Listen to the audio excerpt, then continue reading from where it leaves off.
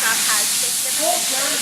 We have anodized, chem film, passivation, electroless nickel, chrome, black oxide, and soon to be zinc nickel.